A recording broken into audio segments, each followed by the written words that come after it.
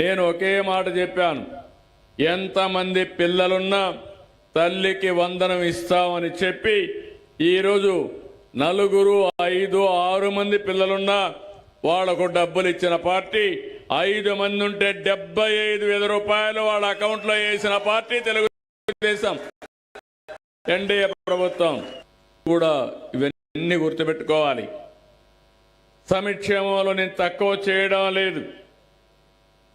అదే మరిగా 1వ తరగతి ఇంకా అడ్మిషన్స్ కాలేదు, 11వ తరగతి అడ్మిషన్స్ కాలేదు. అడ్మిషన్లు అయిన వెంటనే వాళ్ళ అకౌంట్లో కూడా డబ్బులు వేస్తాం. ఒక్క తల్లికి వందనం కార్యక్రమంలో 10,000 కోట్ల రూపాయలు తల్లుల అకౌంట్లో వేసి ఆనందం చూసిన పార్టీ ఎన్డీఏ ప్రభుత్వం అని చెప్పి కూడా నేను మీకు తెలియజేస్తున్నా. అదే మరి రైతులకు ఇబ్బందులు లేకుండా చేయాలనుకున్నాం. సకాలం నీళ్లు ఇస్తున్నాం. అవసరమైన విత్తనాలు కానీ క్రిమి అదే మరిగా ఎరువులు కానీ ఎక్కడా ఇబ్బంది లేకుండా పెట్టడమే కాకుండా ఒకప్పుడు నేను చూసేవాడిని, ఇక్కడే వచ్చి ధర్నాలు చేశాను, తణుకులోనే చేశాను. ఆ రోజు మనం చూస్తే వాళ్లకు నచ్చిన రైస్ మిల్ ఇచ్చేవాళ్ళు.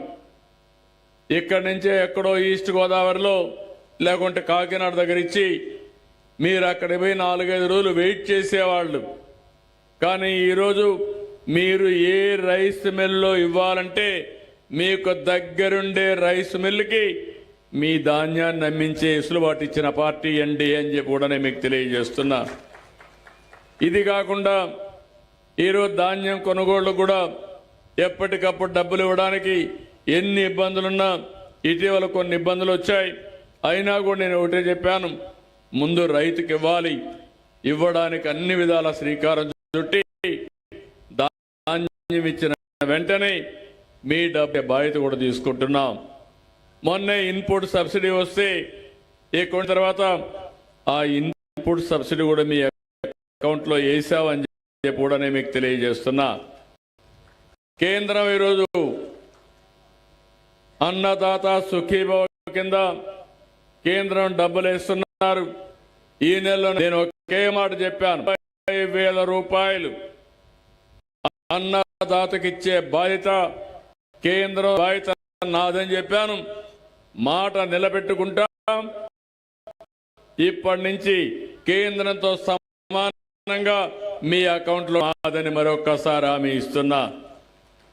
ఈ విధంగా మీరు ఒకసారి చూస్తే అన్ని కూడా, ఇంకో పక్క ఆర్టీసీల్లో ఉచిత ప్రయాణ సౌకర్యం ఆడబిడ్డలకు ఇస్తానని హామీ ఇచ్చాను.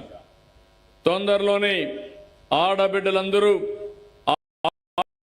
ఆగస్టు 15 నుంచి ఉచిత ప్రయాణం చేసే బాధ్యత ఈ ప్రభుత్వం తీసుకుంటాం. ఇది కూడా మీకు తెలియజేస్తున్నాం. 927 రూపాయలు గాను మరియు 2047 నాటికి ఈ గ్రామం యొక్క తలసరి ఆదాయం సుమారుగా 39,44,306 రూపాయలకు చేరుకునేట్లుగా కృషి తెలియజేసుకుంటున్నాం సార్.